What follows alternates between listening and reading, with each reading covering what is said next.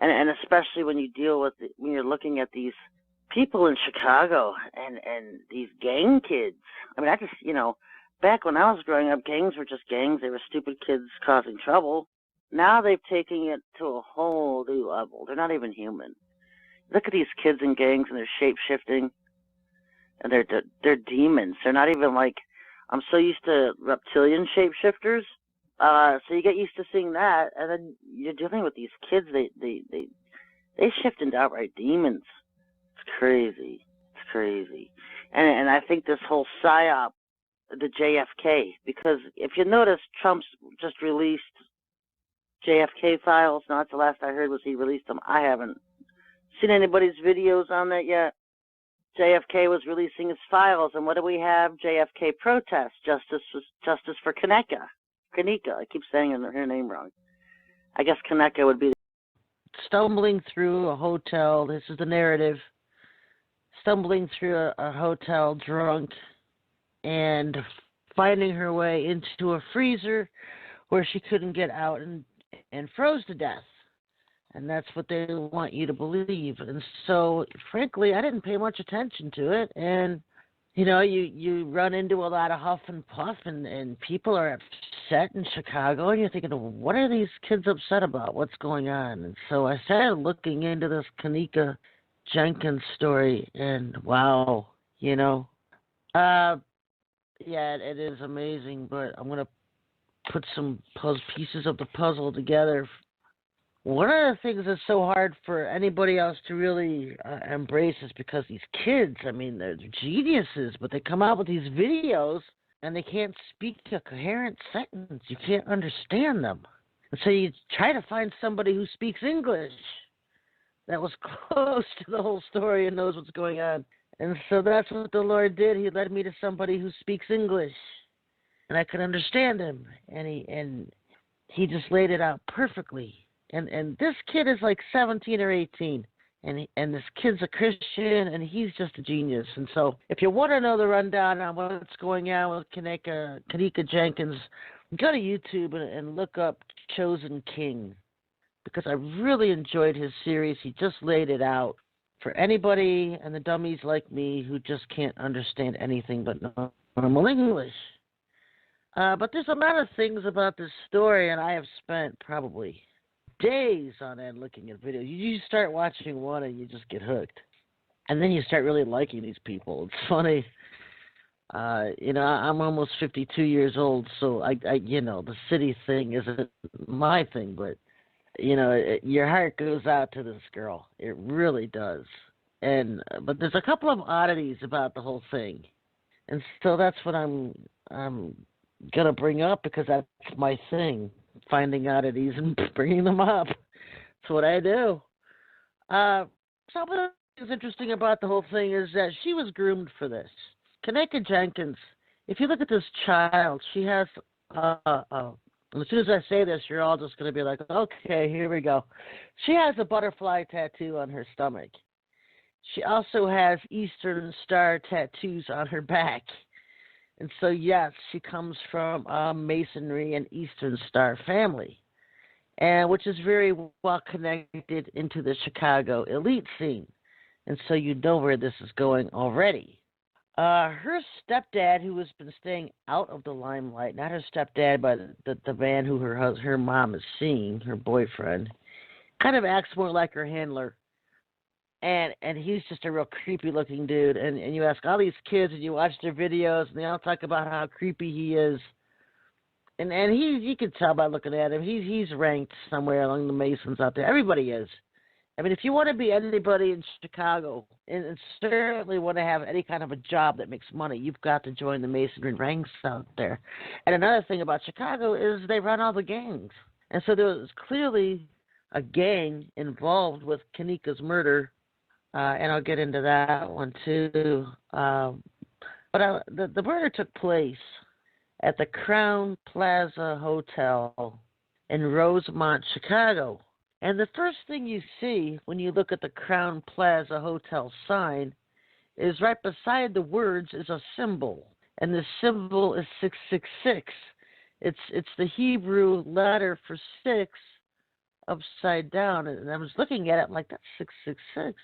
Yeah, some people might think it looks like lightning bolts. I thought it looked like 666 sideways.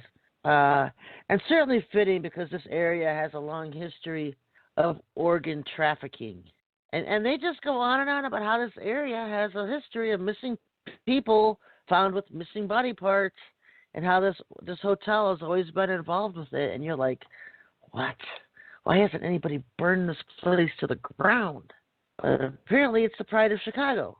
It's like you're opening up Pandora's box in Chicago, just getting involved with the story. Because if you thought Chicago was a slime pit, this isn't going to persuade you any differently. This is worse than New York. And so, the mother, very involved. Now, I know there's going to be a lot of people out there, oh, the mother loved her child. No, she didn't. She didn't cry one tear for her child. When you see all of her interviews, they're just, no tears. Not one tear. Not one tear. She has on pyramid earrings. She has on the blonde hair. I learned something new from these kids. They know more about the occult than us adults do. When you shave your head and you have the blonde hair, and we've seen everybody do it. Chris Brown, basketball players, celebrities, Kanye West, they come out with the blonde hair. That is code. That is a signal to everybody in the higher up elites that the deed was done, the sacrifice was made, whatever that means. And in this case, it means the death of Kanika. Or that she sacrificed her daughter so that Selena Gomez could continue on her facade as a clone and a vampire. Recently, Selena Gomez had a kidney transplant in Chicago. What a surprise. It was the same week Kanika Jenkins was found in a freezer. And so, yeah, it's connected. And this whole thing is just crazy. There's a whole cast of characters involved with this thing. And if you want to learn some inner workings of the CIA, just start watching the videos of these kids' tapes. I mean, it's crazy, but the whole thing was a CIA operation. I don't know how it gets any more Illuminati than this, and it's like watching a psyop unfold on a bunch of amateur cameras who have no idea what they're looking at. And I'm thinking, wow, I'm looking at some of these agents. You're getting a lot of training just watching these people. Because I was already onto the skies thing of taking baseball hats and different colored shirts so you can change clothes quickly and stuff like that. And the two of the girls in the forefront were the girls that were supposedly Kanika's friends, and the one is Irene and the other one is Monifa, and it was Monifa who lured Kanika to the hotel to be killed, ritually sacrificed. Now this whole thing obviously breaks down into nice Illuminati numbers for the occultists. Let's see, I wrote it down. Room number 926 on the 9th floor. The 666 symbol on the building. Then you had, she was 19 years old. All these revert into sixes. You just turn a 9 upside down and you get 6. The death was written at 12:48 a.m., which is another 6. And they just threw that in because, these newspapers never have accurate numbers and reportings on anything.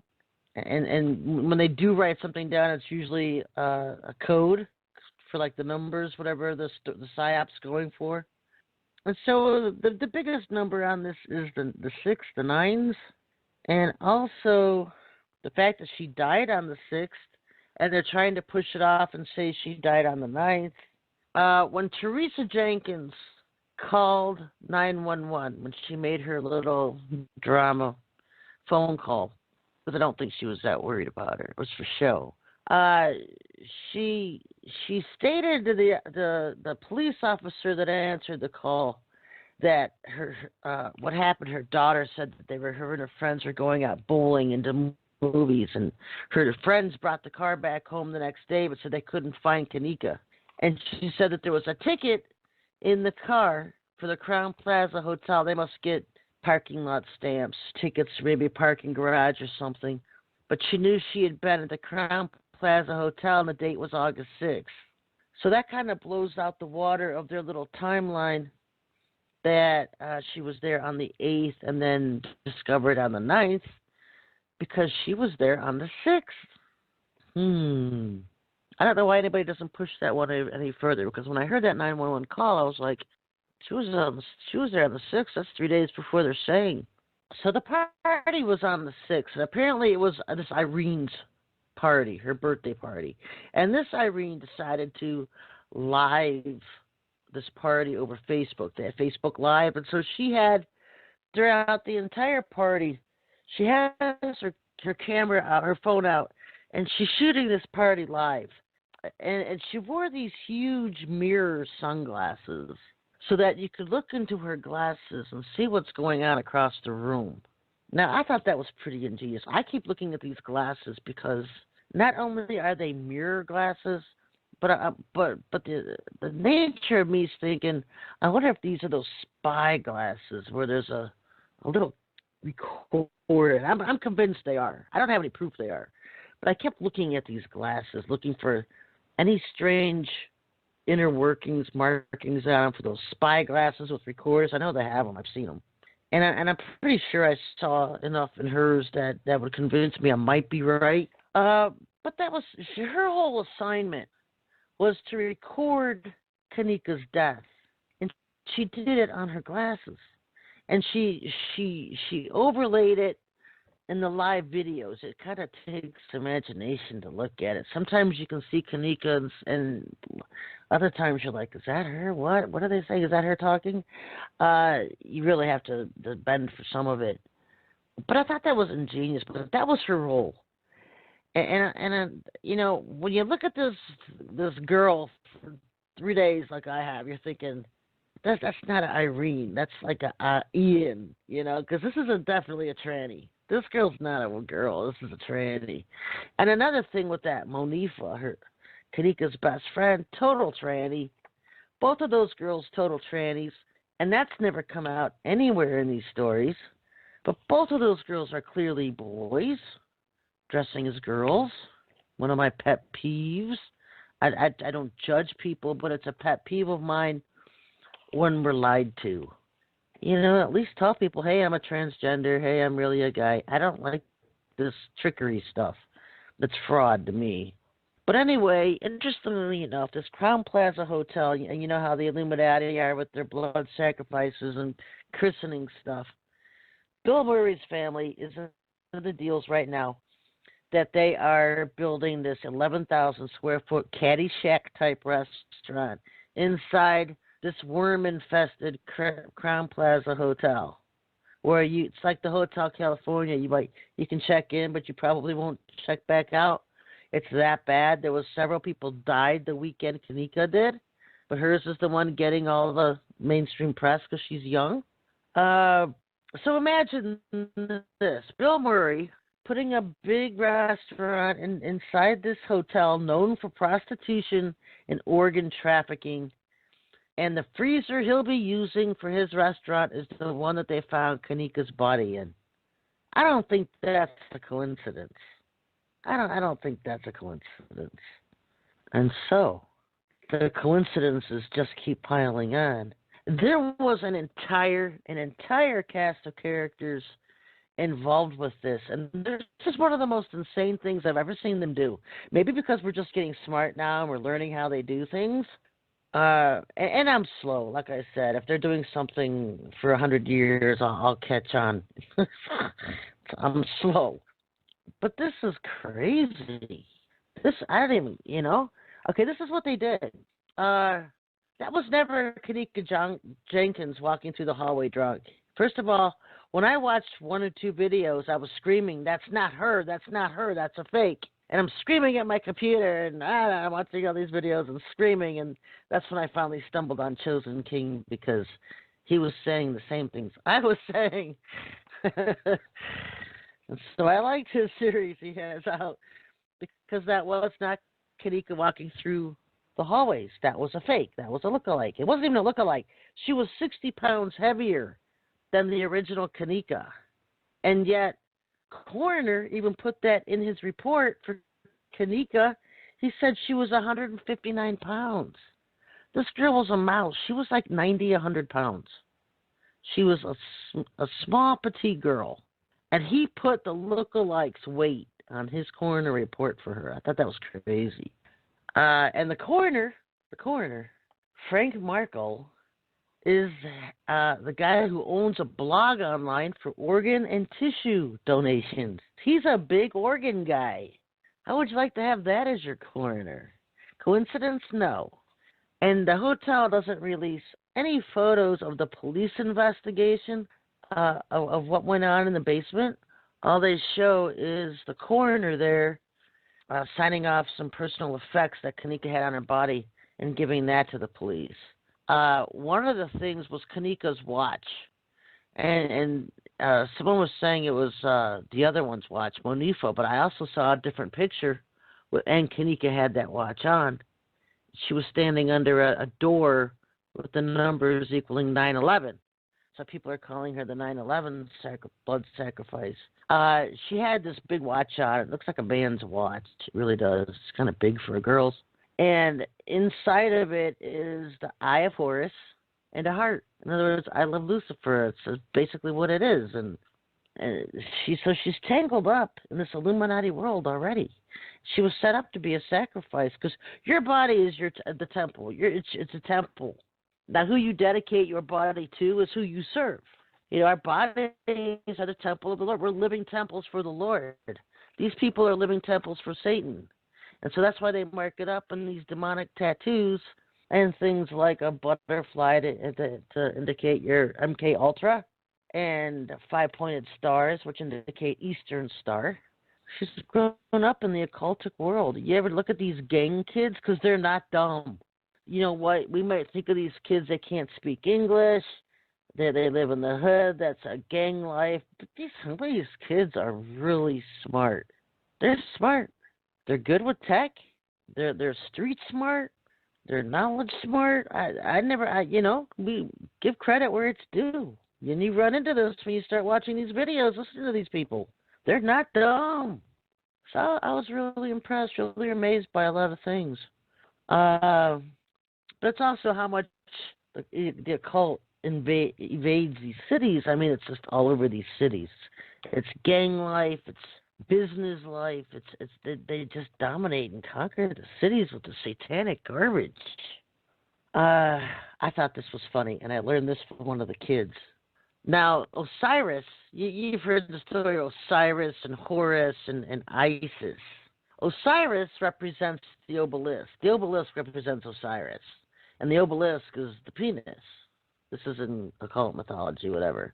Isis always represents the vagina, and she's the wreath in Christmas decorations. She's the wreath, represented for Isis. Horus, the Eye of Horus, is actually the butthole.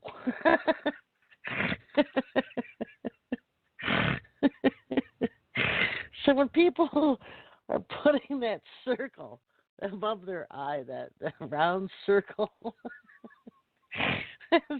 they're representing and symbolizing the butthole of Satan. I think that's hilarious. I've never heard that before, but it's a funny one. You learn a lot of stuff. Another thing was that at Kanika's funeral, the color code was purple. And they're saying it's because it was Kanika's favorite color, but none of Kanika's pictures do you ever see her wearing purple. The purple is code is sacrifice code. And so the color for this, that's why everybody was dressed in purple and had the purple headbands on. Because I want everybody to know, in the know, that the death was a sacrifice, an Illuminati sacrifice, a ritual death. And so they all wore the purple. I mean, she was out there. This mother wanted that all those higher-ups to know that this was a ritual sacrifice, that she was sacrificing her daughter. and she was so arrogant. I was watching this one video of her, and they're having all these protests in Chicago because they want justice for Kanika. There's a lot of people who just fell in love with this girl and want to see justice for her, even if her own mother doesn't. And her mother has been pretending to be involved with these protests and behind them. But they got a video of her in a parking garage when she's walking back to her car with a bunch of her friends, a group of them, and they're all laughing and carrying on. It's like, okay, guys, I'll see you tomorrow. Maybe we'll all go bowling after the protest, and they all start laughing. And now she's even just trying to call off the protest under the guise of she doesn't want anybody getting hurt. Because they don't want her to protest. She's already taken the payoff money for the sacrifice. She made good money for that. I don't know how much. But she had one video where she was stating when she's rich, when she gets rich, that she was going to be rich fairly soon. And so she got money for this because I guess the organ, if not just the money for the rituals and maybe doing Bill Murray a favor by christening his restaurant with the blood ritual death in his kitchen, organ transplants go for you can get $1 million for a body. I mean, when you break down all the organs they can take, and especially because Kanika was so young and she wasn't drunk and she didn't do drugs, so she was fairly healthy. And so she probably got top dime for her organs. And her mother had signed her over to the organ vampires, this coroner, Frank Markle, Chicago, who was all smiles in the kitchen waiting for her to show up, because they did show that on camera when the mother showed up to view the body. And she stood 20 feet away from her, didn't go up to her and touch her, or one last touch, one last hug, one last kiss, nothing. No emotion at all. Didn't even break down and cry. My face would have been planted in the concrete, and they would have had to pry my cold dead hands off my kid if that was my kid. This woman had no emotion. And then she walked over to the freezer, and they don't even show what she did. She probably didn't even look. It was kind of out of camera. And then she left. No emotion. But the whole freezer scenario was crazy too, because they found her friend's stuff in there. The one girl's ponytail holder, grungy thing. They found that in the freezer behind her body. They found Monifa's lip gloss in the freezer. Her one shoe was off in the corner of the freezer. It looked like somebody just threw it in the freezer. Her body, I could go into this whole scenario forever about the pictures they took. Her body had stains on it. The freezer had been turned off. It was warm in there. And so there's so many intricacies with organ removal and the body itself, because the body has to be alive to remove organs, okay? I mean, that's what I've always heard. Unless you guys have heard they've changed the science, I've always heard for any kind of organ removal, the body has to be alive. And so this was obviously pre-planned well in advance, because 4 months ago, her mother had met with Selena Gomez.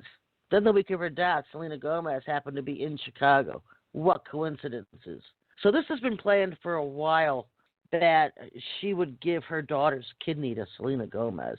And who knows what else she sold the organs to. She could just give them to the organ trafficker, Mark Hell. But anyway, I'm out of time now. I can't even get into the freezer nightmare.